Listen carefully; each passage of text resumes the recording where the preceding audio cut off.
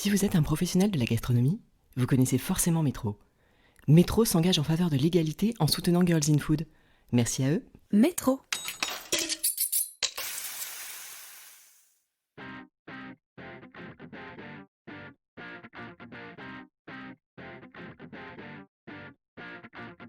Michalak, ce nom vous est forcément familier si vous vous intéressez à la gastronomie. Mais aujourd'hui, c'est de Delphine qu'il est question. Delphine est photographe, associée dans l'entreprise familiale de pâtisserie, dont elle est aussi directrice de la communication et de l'image. Et elle a un parcours hors du commun. Dans cet épisode, découvrez comment on passe du stand-up à la photographie culinaire et comment on peut avoir plusieurs passions et en faire son métier. Delphine Michalak a déjà eu 1000 vies et ce n'est pas fini. Si cet épisode vous plaît, je vous invite à laisser 5 étoiles et un commentaire dans l'appli Apple Podcast. Vous êtes prêts à passer à table ? Je suis Adeline Glibota et voici le portrait de Delphine Michalak dans Girls in Food. Bonjour Delphine Michalak. Bonjour. Est-ce que vous pouvez vous présenter ? Donc, je m'appelle Delphine, je suis photographe et je suis également associée dans la structure que nous avons montée avec mon mari qui est chef pâtissier. Et donc, c'est une structure où il y a des pâtisseries, donc, et également une école de pâtisserie. Et je suis également maman. Voilà. 2 fils, un de 16 ans qui s'appelle Darius et un de 6 ans qui s'appelle Victor. 2 mariages différents. Petit retour en arrière, quelle était la place de la cuisine dans votre famille quand vous étiez enfant ?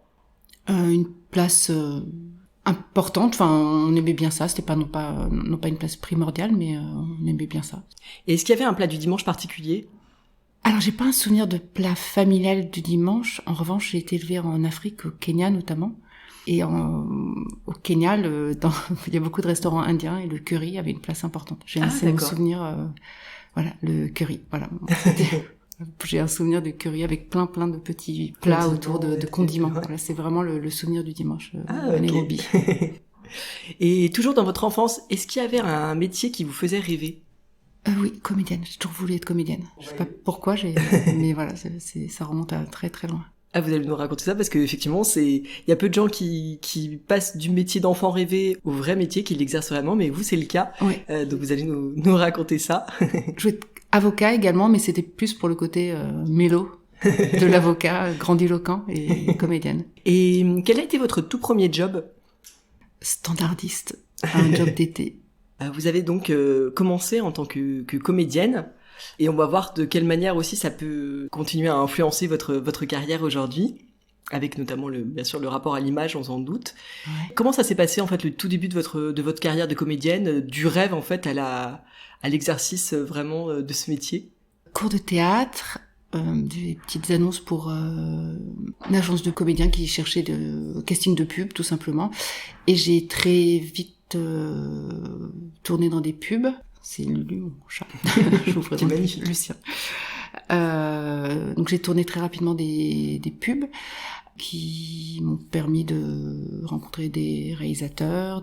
J'ai trouvé assez rapidement un agent. Et donc j'ai assez rapidement mis un pied dans le métier, tourné mes premiers téléfilms. Et voilà. Donc Votre carrière était lancée. Voilà, j'ai rapidement commencé à tourner. Donc c'est une carrière qui fait rêver beaucoup de jeunes talents. Donc vous, ça a marché assez vite. Pour autant, vous avez changé de voie dans le courant de votre vie. Est-ce que vous pouvez nous raconter comment vous êtes arrivé à la photographie dans un premier temps ? Oui, alors ceci dit, je suis quand même restée une bonne quinzaine d'années. Ouais. J'ai travaillé 15 ans où j'ai alterné entre le téléfilm, le théâtre, le one woman show.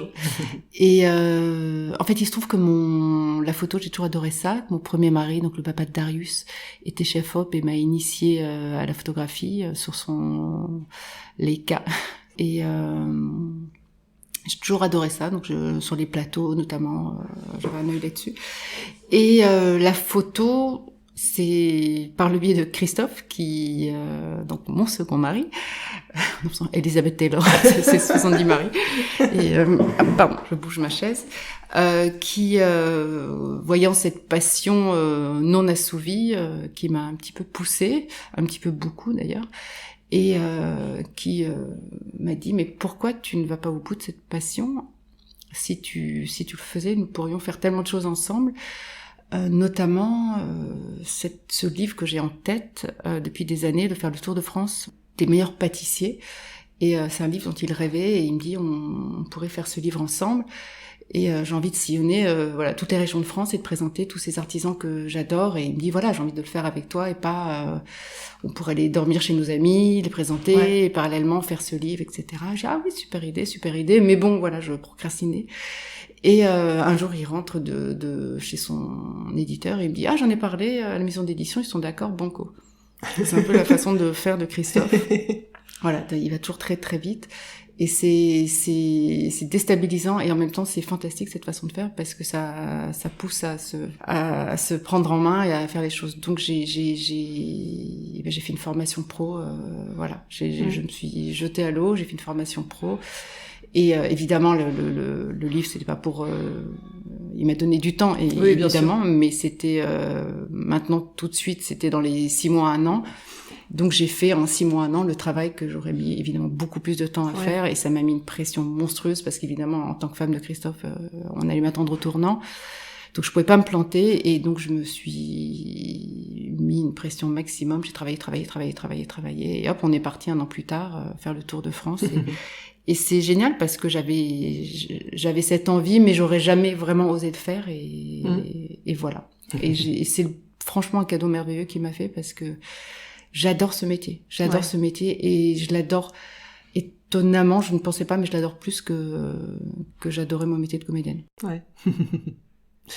Et quand vous avez commencé ce projet, et finalement vous avez fait cette formation de photographe, vous étiez déjà associé avec votre mari, vous travailliez déjà ensemble dans l'entreprise? Oui, on avait déjà décidé de casser notre tirelire tous les deux, et de se jeter à l'eau, parce qu'on avait tous les deux, on aimait notre vie. Moi de comédienne, et lui, il était à l'époque, il travaillait encore, il faisait du conseil au Plaza Athénée. Mais on avait tous les deux cette envie, de toute façon, de créer quelque chose, d'être indépendant, d'être entrepreneur aussi, cette vocation-là. D'être entrepreneur, voilà. Donc on avait commencé, on avait lancé la Michalak Masterclass rue du Faubourg Poissonnière, qui était une école de pâtisserie avec une petite pâtisserie à côté. C'était nos débuts. Est-ce que vous pouvez nous en dire un peu plus sur la transition, en fait, comment vous avez défini finalement vos fonctions au sein de l'entreprise, la répartition, on se doute que votre mari étant pas des gâteaux, moi, c'était lui qui allait gérer cette partie-là. Oui. Mais alors, ce qu'il faut savoir, c'est que moi, en tant que comédienne, j'avais une petite structure. J'avais monté une boîte de prod, parce que j'avais pendant quelques années, j'avais un spectacle, un one-man show, et j'avais une petite boîte de prod, et dans laquelle j'avais commencé. En fait, il y avait les prémices de ce que je fais maintenant. Je gérais des visuels, je créais des dossiers de presse, une création graphique autour des affiches de mon spectacle. Donc j'avais tout ce que je fais un peu aujourd'hui, le travail sur l'identité visuelle, la communication visuelle. Bon, mais tout ça, j'avais un petit peu commencé à le faire. Donc moi, vraiment, je m'occupe de tout ce qui est toute la communication, les partenariats, l'identité, vraiment notre identité, notre communication visuelle. Christophe s'occupe évidemment des gâteaux, de toutes les créations. Et les rôles se répartissent de façon assez évidente, naturelle. On s'écoute beaucoup. On a commencé, on n'était que 4. Maintenant, on est beaucoup plus nombreux, même si malheureusement, avec la crise que nous traversons tous, nous sommes beaucoup moins nombreux. Nous étions 45 il n'y a pas si longtemps. Nous sommes beaucoup moins là. Nous sommes une trentaine, mais nous sommes très bien entourés. J'ai un bras droit extraordinaire, Bayuro, qui est notre responsable digital. Et avec lui, on s'occupe vraiment de tout, les visuels, les logos, les dossiers de presse, la création graphique, et on est indépendant. En fait, on dépend de personne, et ça, c'est génial. Très rare, je pense, ça. C'est très rare. Dans ce secteur-là. Et un gain de temps énorme. Un gain d'argent également. Et puis une maîtrise aussi. Une maîtrise, Et ça, c'est très très important. Et donc voilà, on a réparti les rôles de cette façon. Et cette société, c'est notre bébé vraiment. Et voilà, et chacun a vraiment un rôle bien réparti. on est très indépendant, mais on s'écoute beaucoup. On se fait confiance. Voilà. Pour revenir plus spécifiquement sur votre métier de photographe, parce que donc vous avez ces fonctions au sein des... Oui, je fais tous les visuels, bien sûr. Oui, de l'entreprise que vous avez avec votre mari, mais vous travaillez aussi à côté, voilà. Bien sûr, oui. Donc vous illustrez dans la photographie culinaire, mais pas que, dans le portrait également. Ouais. Beaucoup, je travaille bien sûr avec des comédiens, beaucoup, des agents m'envoient des comédiens pour leur book. Et toujours un pied dans ce métier-là. Et justement, entre les deux, parce que ce sont finalement des types de photographies assez différents, enfin entre la photographie culinaire et... Alors on me le dit souvent, mais c'est drôle, je vis pas ça comme ça du tout. Ah bah c'est intéressant justement. Ouais. J'avais vous demandé comment vous articulez les deux, mais en fait peut-être qu'il n'y a pas d'articulation, que ça vous... Enfin voilà, c'est assez naturel et... Oui. Alors déjà, la photographie culinaire, il y a... Alors peut-être qu'en publicité, à la télé, je sais qu'il y a beaucoup d'artifices. Je l'ai vu, moi, quand je tournais des publicités. C'est vrai qu'on trafique beaucoup. Moi, je sais que les photos qu'on fait, nous, au sein de notre pâtisserie, on trafique pas quand Christophe amène un gâteau. Oui, peut-être qu'on peut un petit peu... jouer sur la lumière, mais pas... Oui, mais voilà. Je dirais, il n'y a pas de trafic. On met pas une seringue avec de la fumée à l'intérieur. Enfin, ce que j'ai pu voir, en effet, sur certaines pubs. Mais non, voilà, moi, je suis plus dans le gros plan, dans le praliné qui va couler, le caramel, ça. Mais voilà, je suis dans le gros plan. Et c'est ce que j'aime aussi quand je photographie un comédien, être vraiment dans le gros plan, dans l'œil, j'adore les petites profondeurs de champ, être vraiment sur le regard et quelque part, être sur un coulis, un caramel qui dégouline, un regard qui transmet une émotion. Pour moi, il y a beaucoup de similitudes. Ce que j'aime, c'est ça, c'est le gros plan. Donc non, je vois pas beaucoup de différence. Okay. Ce que j'aime, c'est ça. Par exemple, des céramiques Jars, par exemple, une marque que j'aime beaucoup. J'ai eu le plaisir de photographier pour un reportage pour le L à table. Ça me procure la même émotion qu'un gros plan d'une comédienne ou un gros plan d'une pâtisserie. C'est voilà, c'est pareil, c'est exactement la même chose pour moi. Ouais, c'est intéressant d'avoir du coup ce retour d'expérience. Et je me posais une autre question. Vous photographiez aussi bien sûr des artisans qui sont des gens qui ont moins l'habitude peut-être que les comédiens. Voilà, d'être dans la lumière. Est-ce que le fait que vous connaissiez bien le métier, peut-être ça, je sais pas, vos portraits sont vraiment très beaux. Merci. Et je me dis pour obtenir ça aussi des gens, cette confiance. Est-ce que c'est pas facile. Oui. Mais croyez pas que les comédiens soient forcément à l'aise. C'est vrai. Oui, ça dépend. Parfois j'ai des chefs qui sont très à l'aise. Ouais. Et vous avez des comédiens qui sont tendu, parfois c'est étonnant. J'ai eu un comédien ici d'ailleurs qui m'a fait une crise d'angoisse, qui était mal à l'aise, je lui ai proposé d'arrêter la séance et de partir en toute tendresse, etc. Il a été très étonné d'ailleurs que je lui propose d'arrêter et finalement ça s'est détendu et ça a été ça a été un très joli souvenir finalement parce il s'est lâché, il m'a dit pardon, moi en fait je suis très angoissée, ça a été presque une petite séance de psychothérapie. Mais ne croyez pas que les comédiens soient plus à l'aise. Non, et parfois vous avez des chefs qui au contraire s'en fichent complètement, sont pas du tout dans non, le métier n'est pas toujours non, la clé d'entrée pour savoir si la personne va être à l'aise ou non devant l'objectif. Mais oui, il faut beaucoup parler, c'est fou comme un objectif peut crisper les gens. Il faut vraiment il faut vraiment savoir parler, mettre les gens à l'aise. Il faut pas arriver braquer l'appareil comme ça. Et puis je pense que vous devez voir aussi quand les gens sont devant l'objectif, sans doute comment dire, il y a les personnalités aussi ou des traits de personnalité qui doivent se révéler. Des angoisses aussi qui ressurgissent. Les angoisses, oui. Très clairement, Que les gens... le rapport à l'image est pas simple. Pour revenir plus particulièrement sur votre rôle de directrice de la communication dans les pâtisseries Michalak, alors j'ai une question que j'aime bien poser à mes invités qui est est-ce que vous avez une journée type Je crois que j'ai jamais eu de journée type de ma vie. En étant intermittente déjà, j'avais jamais de journée type. Et là, non, parce que ma vie et de photographe et de directrice de la com se mélange. Alors ça dépend, soit j'ai un shooting pour un comédien, je commence par ça. Soit j'essaie souvent, soit Christophe, soit moi, nous amenons Victor à l'école. J'essaie souvent de travailler à la maison le matin et de répondre le plus possible, parce que c'est calme le matin. Parce que quand je travaille au labo, forcément, il y a toujours, il se passe quelque chose, il y a toujours du monde, des sollicitations diverses. Donc, j'essaie de travailler à la maison, c'est plus calme. Et là, je réponds à nos partenaires. Soit c'est le Japon, parce qu'on a des boutiques au Japon. Oui. Et donc, soit je leur réponds, soit ça peut être, on a pas mal de sollicitations de partenariats. Donc soit c'est des partenariats qui sont déjà engagés, soit c'est pour des validations de dossiers de presse, soit des co-branding où ils nous proposent, ça peut être un logo, etc. Soit, alors il y a beaucoup on est sollicité parfois.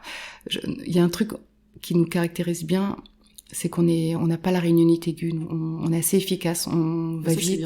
Voilà, donc par exemple, on est souvent sollicité par on aime bien votre société, on aimerait bien travailler ensemble.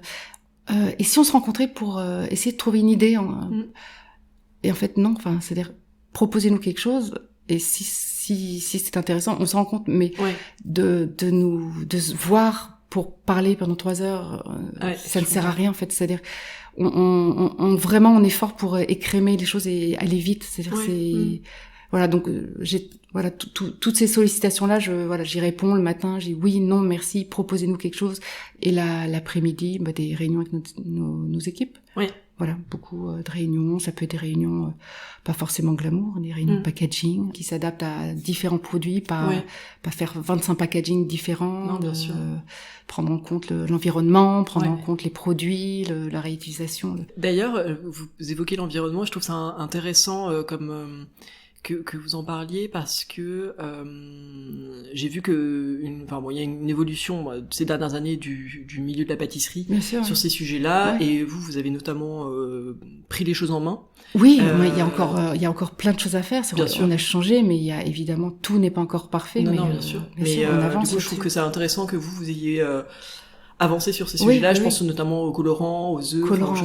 Nos colorants sont 100% naturels à base de fruits et légumes. Nos œufs sont issus de l'agriculture biologique. Et voilà, on avance, mais encore une fois, tout n'est pas parfait, mais au moins, voilà, on avance. Pareil, le packaging, on a enlevé le maximum de plastique. Enfin, oui, bien sûr, il faut avancer. Et en parlant aussi de packaging, vous avez lancé de la vente à distance, mais y compris dans toute la France sur certains produits. Je suppose que ça nécessite des packaging particuliers. Mais comment vous avez avancé sur un projet comme ça, qui est un projet quand même d'ampleur Alors, on le faisait avant le confinement, on faisait une box tous les 15 jours, 3 semaines. Donc c'est une box, un envoi France qui permet, parce on a beaucoup de demandes de gens qui me disent quand est-ce que vous ouvrez là, évidemment on ne peut pas. Parce qu'en fait ce que peu de gens savent, c'est qu'on est vraiment une petite structure, on est une boîte familiale artisanale, parce que plein de gens pensent que, comme Christophe est connu, ils pensent qu'on est un gros groupe. Non, on n'est pas un gros groupe, on est vraiment une entreprise familiale. Il y a que Christophe et moi, on n'a pas de partenaire, on n'a pas d'associés. On fabrique au cœur de Paris, on a un labo. Voilà, non mais c'est vraiment... C'est dans le 10e. Dans le 10e, plein de gens pensent vraiment qu'on est un gros groupe. C'est incroyable, c'est le nombre de gens qui disent « Ah bon ? Juste vous deux, c'est fou. » Voilà, le labo est au cœur de Paris, dans le 10e. Venez voir. C'est très rare d'ailleurs. Oui, c'est très rare et on est vraiment une boîte familiale. Christophe et moi, c'est ce qu'on appelle une entreprise familiale. Voilà. Et donc, plein de gens nous disent venez à Lille, venez à Grenoble. Non, pour l'instant, on ne peut pas. Donc, on propose une box donc c'était toutes les 3 semaines à l'époque. Et voilà, avec le confinement, on est fermé au premier confinement et on proposait chaque semaine une box. Là, on n'était que 3 à le faire, donc c'était Christophe, moi et un de nos chefs, et 4 et notre responsable digital Bayero qui venait nous aider. Et donc on envoyait des box chocolat dans toute la France et ça a tellement bien marché qu'on a gardé ce rythme. Et donc on envoie chaque semaine des propositions. Bon, après on a l'e-shop où les gens peuvent aller sur notre site, choisir ce qu'ils veulent. Alors pas les produits frais non plus, les pâtisseries évidemment elles s'abîment. Ceci dit, on a des pâtisseries vraiment adaptées à l'envoi. On passe par ce qui me semblait, c'est ça, parce que ça c'est assez assez rare. Voilà, souvent, c'est des fraîche. gâteaux de voyage, etc. Voilà. Vous êtes allé un peu plus loin sur ça, il me semble, avec des gâteaux type plus Voilà, entremets des gâteaux qui peuvent voyager Ouais. dans des boîtes, et on passe par Chronofresh, qui est la Oui. société fraîche de Chronopost. Oui. Et à Noël, justement, on va envoyer des bûches spécialement D'accord. pour Noël par Chronofresh. Voilà. Et de ce point de vue-là, est-ce que... Bon, alors vous le faisiez déjà un peu avant, mais est-ce que le premier confinement vous a fait accélérer sur ces sujets-là, ou vous étiez sur les sujets de justement de la distribution au-delà de la boutique, être capable d'envoyer dans toute la France des... Oui. Bon, encore plus maintenant pendant le second confinement. Là, on a 2 box par semaine. On fait des envois par coursier. Donc, Paris, proche couronne. Et dans toute la France, on a 2 box par semaine. Après, les petites pâtisseries fragiles, malheureusement, elles ne peuvent pas voyager. Ouais. Non, c'est clair. Mais on adapte de plus en plus ce que Christophe appelle des gâteaux de voyage. Oui, ok.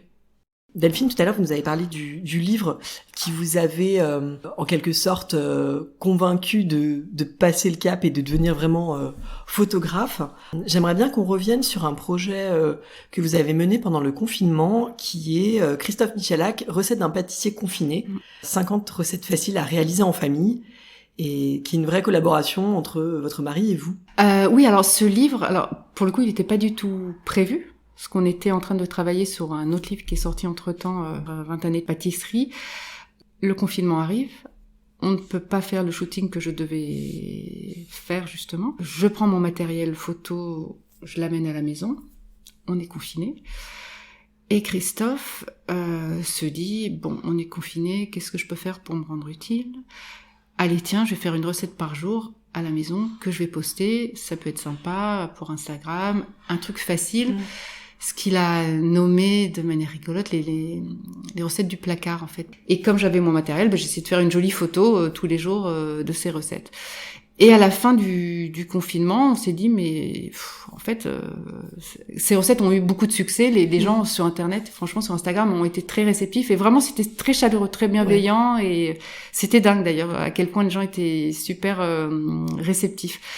Et on s'est dit, c'est un petit peu dommage de rien faire, puisque finalement, il y a toutes ces photos, toutes ces recettes. Et pourquoi pas en faire un livre et tiens, puisque tous les soirs à 20h, on était tous là à applaudir, merci les soignants, pourquoi pas offrir tous nos droits aux soignants.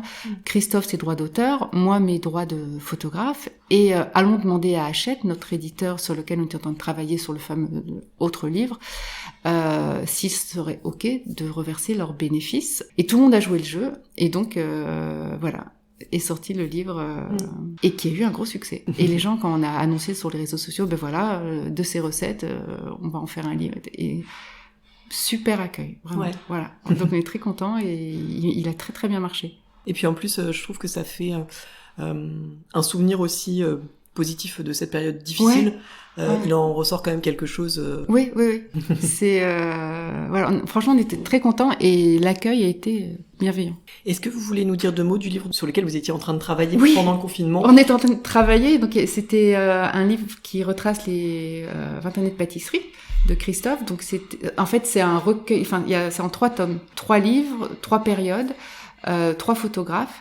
3 périodes, le Plaza Athénée, les débuts de la Michalak Masterclass et Michalak Paris tel que nous sommes maintenant. Donc le premier tome, c'était Patrick Rougereau, le photographe, Laurent Faux, le Plaza, Patrick Rougereau, la Michalak Masterclass. Et le moment où je devais shooter plein, j'ai pas pu le faire, donc c'était moi. Je l'ai fait, j'ai eu une petite séance de rattrapage, une journée au lieu de 4. J'étais dégoûtée. Et donc voilà, ça fait un très beau coffret qui est sorti là. Oui, c'est ça, ces jours-ci. Voilà, il vient juste de sortir. Si on repense à votre carrière depuis vos débuts en tant que comédienne, il y a donc eu plusieurs périodes, là aussi. Est-ce qu'il y a eu un moment où vous vous êtes dit que vous aviez trouvé votre voie ? Est-ce qu'il y a eu une révélation ou est-ce que c'est venu progressivement Alors c'est drôle parce que vous utilisez le mot révélation. J'ai un souvenir d'avoir ressenti le mot révélation, vraiment que ça m'est tombé dessus d'un vrai souvenir de bonheur en me disant je suis vraiment à ma place. Un jour j'étais partie, je vous ai parlé tout à l'heure des céramiques Jars. J'étais partie pour faire un reportage pour le À la table sur les céramiques Jars. que je trouve vraiment magnifique. Vous en trouvez dans tous les restaurants, les étoilés, etc. En général, les belles assiettes, etc. Ça vient de chez Jars, que fait Catherine, une femme très talentueuse. Et donc, j'étais en train de photographier céramique et j'étais dehors devant l'endroit où ils le font. Il y avait du vent, je me rappelle, et la personne qui m'aidait de chez eux a dû partir parce qu'ils avaient un souci à l'intérieur. Et donc, il y avait ces sublimes céramiques, etc. J'étais sur une table.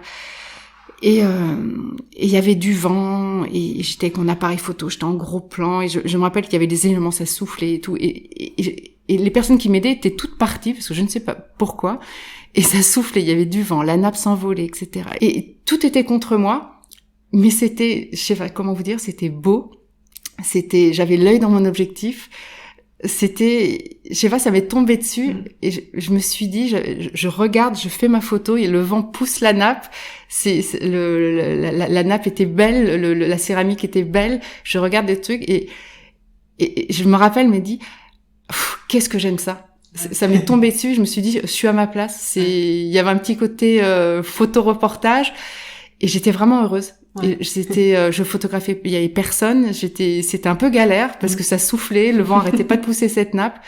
Et je me rappelle avoir regardé cette céramique, il y avait une petite profondeur de champ, donc c'était vraiment zoomé sur ce rebord un peu cassé. Et vraiment, ça m'est tombé dessus, je me suis dit, waouh, qu'est-ce que j'aime ça. Et oui, je me suis dit, je suis à ma place. Ouais.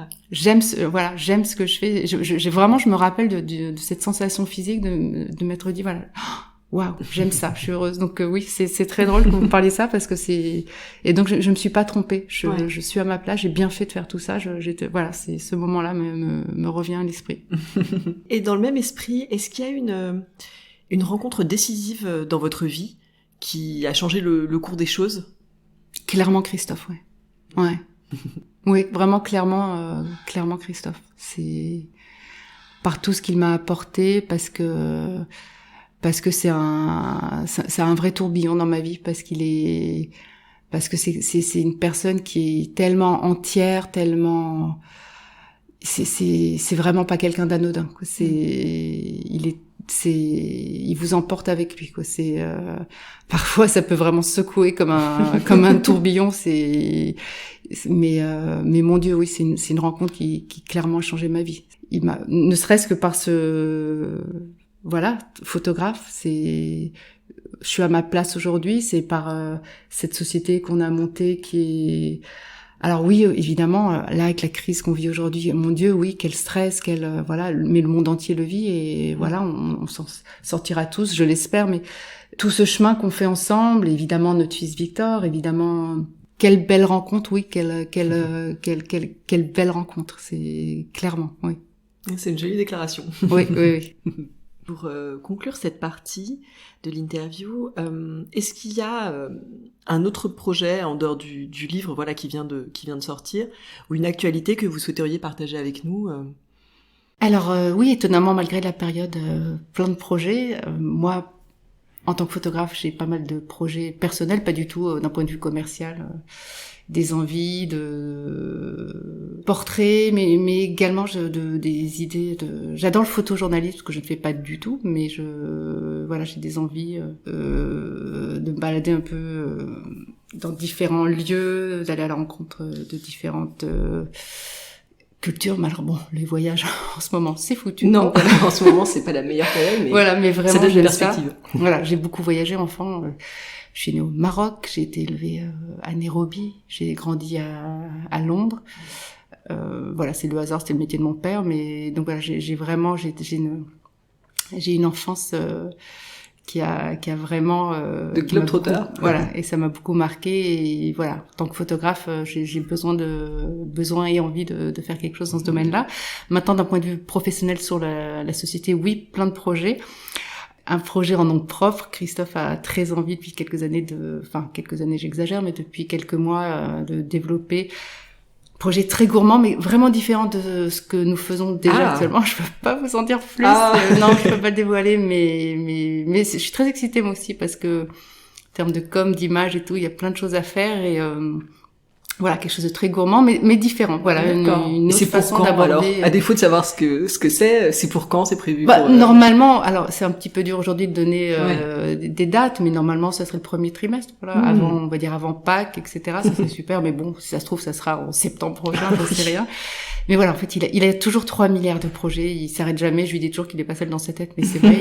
Mais tout le temps. Il n'arrête jamais. Mais en fait, c'est pas ce qu'on appelle parler travail tout le temps. Ouais. C'est pas ça. On n'est pas en train de parler de packaging à table. Non, bien sûr. Non, mais il me dit, qu'est-ce que tu penses si je mettais une pistache au milieu d'une framboise et j'ai machin.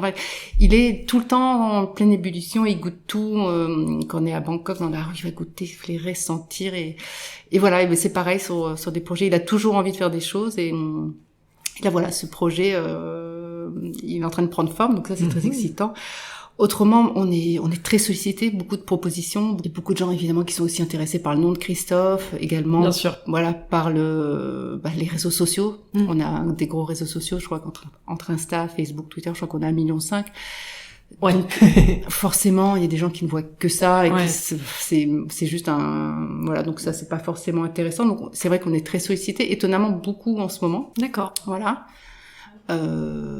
Après, il y a des très jolis partenariats qui nous font plaisir.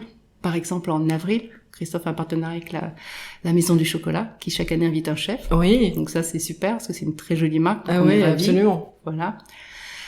Il a développé une gamme d'ustensiles pour la pâtisserie, qui va sortir pareil cette année. C'est une gamme très quali, très jolie.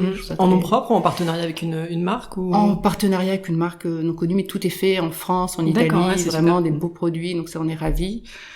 Donc voilà, puis surtout aussi des propositions à l'étranger. Pareil en ce moment. Ouais. C'est un peu compliqué.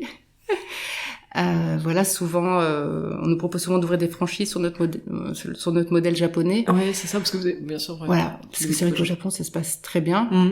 Après, le Japon, c'est un pays merveilleux pour la pâtisserie. Ils sont tellement doués. Franchement, donc là-bas, tout se passe bien. Je crois qu'on a déjà 4 boutiques maintenant. Voilà, à voir toutes ces propositions de développement, voilà, sont à l'étude, à l'arrêt en ce moment. Oui, bien sûr. La période ne s'y prête pas tellement, puis vous-même, vous pouvez pas aller sur place. Non. Ouais. Non. Et voilà. Et quant à un développement en France de plusieurs boutiques, non, en revanche, non. Ça, c'est pas du tout... C'est pas l'ordre du jour. Non, pas du tout. Delphine, on va passer à la deuxième partie de l'interview qui est consacrée aux femmes, à leur place dans le milieu de la gastronomie. Alors vous avez connu différents univers professionnels, donc c'est intéressant aussi d'avoir votre regard de ce point de vue-là.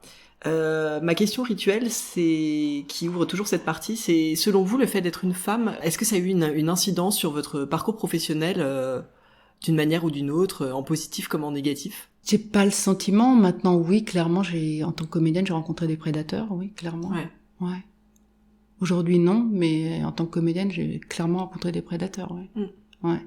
Et aujourd'hui, dans votre environnement professionnel, que ce soit dans le monde de la gastronomie ou dans votre entreprise, est-ce que vous voyez émerger des femmes Est-ce que il y a beaucoup de femmes vous côtoyez beaucoup de femmes Ah ouais, il y en a partout des femmes, j'ai l'impression. Elles sont là, ah oui, elles sont là, elles ont du talent.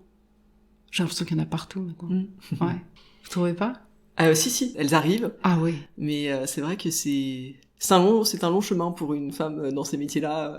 Ah oui, vraiment. Ouais. J'en vois partout. J'ai l'impression que c'est clairement maintenant, c'est plus anecdotique, quoi. Elles sont là, vraiment. Est-ce que vous auriez un conseil à partager avec une femme qui nous écoute et qui serait inspirée par votre parcours? Alors je sais pas, j'ai l'impression que mon parcours est un peu trop atypique pour être inspirant. Alors je dirais moi de pas hésiter à développer plusieurs passions. Ouais. C'est sûr, parce que par exemple quand je jouais, j'écrivais. L'écriture, voilà, ça a toujours été important, mais écriture plus photo, plus création visuelle, plus le graphisme, enfin le fait d'avoir toujours développé plusieurs choses, clairement ça m'a amené où je suis. C'est-à-dire que si je m'étais contentée que de jouer et pas d'écrire, j'aurais pas fait du one man. Ouais. Si j'avais fait que du one man mais pas créé ma boîte de prod, j'aurais pas développé toute la création visuelle, le graphisme, ça m'aurait pas permis de développer tous mes acquis pour développer aujourd'hui. Donc je pense qu'on peut pas se contenter de tout miser sur un seul savoir-faire. Ouais. Vraiment c'est ça. Il faut développer plusieurs choses et avoir une capacité d'adaptation. Ouais. Voilà. Mais je trouve ça intéressant ce que vous dites sur le fait de développer plusieurs choses, parce que souvent on a tendance à se dire il faut se surspécialiser, être vraiment l'expert ultime dans un domaine. Oh non. Et je pense que de plus en plus c'est effectivement ce que vous dites se révèle très juste, c'est-à-dire que d'avoir plusieurs univers, c'est une richesse en fait. De plus en plus c'est la condition aussi de l'adaptation. Ah vraiment, moi c'est ce que je dis toujours aux comédiens que je shoote, enfin surtout ne te contente pas d'attendre que ton agent t'appelle. Vraiment pas. Ce serait une grosse erreur. Il faut écrire. Peindre, photographie. Non, vraiment. Créer ces opportunités, en fait. Pour finir ce sujet, est-ce qu'il y a des femmes qui ont particulièrement compté dans votre parcours ? Alors ça peut être soit des femmes avec qui vous avez travaillé, des mentors, ou des femmes, des grandes figures inspirantes. Quand j'étais comédienne, moi, j'étais assez inspirée par ça va vous sembler improbable, mais comme j'étais inspirée par le parcours de Zabou Bretman. Oui. Étonnamment. Alors, ce qui est drôle, c'est qu'on m'a souvent pris pour elle dans la rue. Étonnamment, mais on m'a très souvent dit que je ressemblais. Maintenant j'essaye de voir la ressemblance. Oui, non, moi qui l'ai croisé plusieurs fois, j'ai jamais trouvé que je ressemblais, mais on m'a souvent dit tiens, vous lui ressemblez. Même une fois à l'aéroport, j'ai aidé un monsieur à prendre sa valise il m'a dit merci madame Bretman. Alors que vraiment non. Quand j'étais gamine, quand j'avais 15 ans, on me disait que je ressemblais à Charlotte Gainsbourg. J'ai toujours eu des vagues sosie, mais le sosie vraiment très lointain. Non, ce que j'aimais bien, son parcours de comédienne et de réalisatrice. Je trouve qu'elle a fait des très belles choses comme réalisatrice. Et j'aime bien les gens qui font des choses, qui arrivent à se renouveler, qui arrivent à faire des choses différentes justement. Je trouve qu'elle a très bien, en tant que metteur en scène de théâtre aussi, elle a fait des très très belles choses. Je crois que c'était une très jolie carrière justement, discrète, pas du tout. Je trouve que c'est très bien de pas être sur le devant de la scène. Voilà, ça fait partie des gens que je trouvais très intéressants. Et en photographe. Femmes, évidemment, il y a les grands classiques, évidemment, Bettina Reims, Annie Leibovitz, tout ça, évidemment. Mais moi, j'aime beaucoup le photojournalisme. Il y a une femme que j'aime beaucoup qui est Dorothea Lange. Je sais pas si vous voyez pendant la Grande Dépression, elle a fait beaucoup de reportages. Il y a un cliché qui est très connu, Migrant Mother. C'est cette femme qui tient ses 2 enfants. Visage très... on a l'impression qu'elle a 60 ans alors qu'elle en avait à peine 30. Elle a un visage comme ça totalement fatigué, épuisé. Elle tient ses 2 enfants. C'est un portrait qui a été très très très vu, utilisé. Et alors rien à voir, j'aime beaucoup aussi De Pardon, c'est un homme. Je sais qu'on parle de femme là. J'adore notamment il y a une série San Clemente qu'il a fait en Italie dans un asile. Vous savez dire que j'aime que les choses glauques. J'adore ce type de photos, notamment dans ce reportage-là, il y a un homme qui est sur une table avec qui s'entoure de sa veste comme ça, on voit que son regard. Et je suis dégoûtée d'ailleurs, j'ai vu cette photo dans une expo dans le Marais, elle était à vendre et j'ai hésité à la prendre, elle n'était pas hors de prix d'ailleurs. D'ailleurs c'est un appel si quelqu'un voit cette photo un jour. J'ai hésité à la prendre, j'ai réfléchi, l'expo c'est fini. Voilà, j'aime beaucoup, c'est ça qui m'inspire, c'est ce photojournalisme. Voilà, c'est ça vos sources d'inspiration. Voilà, c'est plus ça, c'est pas du tout ce que je fais malheureusement, mais si j'avais pu peut-être demain. Oui, si j'avais pu faire voilà, c'est ça que j'aurais aimé faire. On va passer à la dernière partie de l'interview qui est le questionnaire Girls in Food, des questions pour mieux vous connaître. Oups. Est-ce que vous avez un coup de cœur food récent? Alors ça peut être un lieu, même si en ce moment c'est un peu compliqué. Juste avant que ça ferme, pas loin de chez nous, là à Montmartre, il y a une jeune chef qui a ouvert c'est pas récent, mais Etsy, c'est une chef, j'ai adoré, Michaela Liaroutsos. Ouais. Je dois certainement l'écorcher, pardon si elle m'entend. Très très très très sympa. Ouais, vraiment très sympa. C'est vraiment la cuisine grecque moderne. Je me suis régalée, j'ai adoré. Ouais. Est-ce qu'il y a un plat qui résume votre enfance? Moi, j'ai été élevée au Kenya, donc je dis pour moi c'est le curry. C'est le curry. Ouais, voilà. Autrement, je suis basque, donc. Est-ce qu'il y a un plat que vous avez goûté que vous n'avez jamais oublié? Alors c'est marrant parce que justement j'ai été élevée à Nairobi et j'ai un souvenir une fois chez des amis de mes parents. Alors j'ai su plus tard ce que c'était. Cet ami a versé au moment du dessert une espèce de purée marron, et j'ai découvert plus tard que c'est de la crème de marron. Et j'ai souvenir d'avoir goûté ce truc et d'être tombée en amour, et j'ai découvert la crème de marron en Nairobi un jour, et c'était une révélation, le meilleur truc du monde. Voilà, c'était à Nairobi, je l'ai eu une fois parce qu'évidemment, vous pensez bien qu'il n'y en avait pas tous les jours. Elle a dû ramener ça dans ses valises, et voilà, c'est la révélation de ma vie, la crème de marron à Nairobi. Voilà, c'était voilà. Et est-ce qu'il y a un aliment que vous détestez? L'oignon cru, j'ai l'impression de lécher l'aisselle de quelqu'un. C'est sympa comme image. Hein. Je déteste ça. Et aussi, voilà, je suis désolée, je sais que c'est un truc de luxe, mais le safran, mon Dieu, que je déteste ça. C'est voilà. C'est... Et est-ce qu'il y a un produit que vous avez toujours au frigo ou dans votre cuisine? L'ail, j'adore l'ail. Citron confit. Et l'huile d'olive, je suis très malheureuse si j'ai pas d'huile d'olive. Ouais. Quelle est votre recette fétiche, celle que vous faites tout le temps à la maison? Alors, on va pas se mentir, je fais pas grand-chose, hein, parce que... J'allais vous dire si c'est vous qui cuisinez, justement. Ouais. Alors, mais il y a un truc qui marche très bien, bonne esbrouf quand je dois faire semblant. J'ai tout le temps de la feta au frigidaire. Quand vous émettez de la feta, à la fourchette, rapidement, etc. Ça marche avec tout, la feta. Vous mettez, non, mais c'est fou. Vous émettez de la feta sur, je sais pas, des cubes de courgettes, sur un peu de, comment ça s'appelle, de betterave, machin, etc. Vous mettez un peu de citron confit. Non, mais c'est fou, comme ça marche. Des pignons de pain que vous faites revenir 2 secondes, etc. C'est, waouh, super. Ça marche très bien en 2 secondes. Je sens qu'on va l'avoir de plus en plus, cette astuce. Ah ouais, non, mais ça marche super bien, c'est incroyable. Et quand vous êtes en cuisine, enfin, quelle est la bande-son de votre cuisine? Est-ce que vous avez écouté de la musique? Est-ce que vous écoutez la radio? Est-ce que vous écoutez des podcasts? Est-ce que vous discutez? Comment ça se passe? Alors, en général, je discute, parce que c'est Christophe qui cuisine. Sur Spotify, il a une super bande-son, Christophe, ça s'appelle Michel, comment elle s'appelle? Je suis désolée, je l'ai pas là. Il a une super playlist qui est vachement bien. Bon, après, moi, j'aime bien le classique, je dois avouer. J'aime beaucoup Glenn Gould, Bach, violoncelle, Ravel. Après, Boney M, Donna Summer, tous les trucs comme ça. Bruno Mars. Voilà, mais autrement, mais des playlists Spotify, machin. Quel serait le resto de votre vie? S'il n'en restait qu'un, votre restaurant préféré? Ah, c'est pas facile, hein. Ah ouais. Il y a tellement d'endroits qu'on adore. Après, il y a des lieux qui nous ont touchés, des personnes qui nous ont touchés. On a adoré passer un week-end chez Michel Guérard parce que c'est tellement un homme merveilleux. Sa cuisine est merveilleuse, l'homme est merveilleux.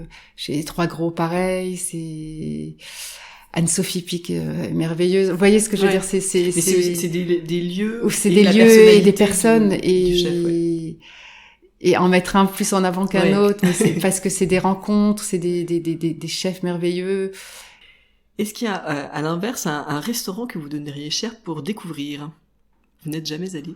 Je sais que Jean-Georges a ouvert un vegan à New York qui, paraît-il, est dingue. Ah. Et ça m'intrigue parce que c'est des absolument pas véganes du tout qui m'en ont parlé. D'accord. Je ne suis pas végane, hein. Je mange pas de viande en revanche, mais je ne suis pas végane, ni végétarienne parce que je mange du poisson. Il paraît qu'il est dingue. Donc ça m'intrigue, comme c'est quand même un chef assez réputé. Ouais, bien sûr. Oui, ça m'intriguerait. Bon, quand on pourra reprendre le voyage, une perspective. Je donnerais cher pour revoyager, ne serait-ce que ça. Mais oui, il m'intriguerait bien ceci. Et dernière question de l'interview.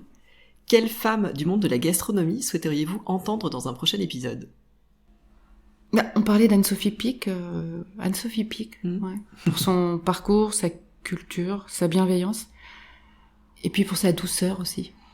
Parce que j'aime beaucoup les femmes qui sont douces. J'aime pas les femmes bulldozers. J'aime pas ça. J'aime pas les femmes qui pensent que pour réussir dans un monde d'hommes, il faut aboyer. Je pense qu'elles n'ont rien compris, celles qui font ça. Je pense que c'est pas ça la réponse. On peut très bien réussir dans un monde d'hommes en étant douce. Et je pense que justement Anne-Sophie Pic a trouvé la réponse à ça, le talent, la douceur et Et j'aime beaucoup justement cette cuisine. On parlait de restaurants où il y a des beaux souvenirs. On a vraiment on y est allé 2 fois avec Christophe et vraiment, waouh, quelle cuisine merveilleuse. Et puissante justement. Très puissante et très féminine à la fois. C'est justement 2 mots qui peuvent très bien s'accorder, je trouve. Merci beaucoup Delphine Michalak. Merci. À bientôt. Un grand merci à Delphine Michalak pour sa participation à Girls in Food. Si ce podcast vous plaît et que vous souhaitez le partager avec le plus grand nombre, rien de plus simple, mettez-lui 5 étoiles et laissez un commentaire dans l'appli Apple Podcast. J'attends vos réactions sur Instagram, ainsi que vos suggestions d'invités. À bientôt pour une nouvelle interview de femmes inspirantes.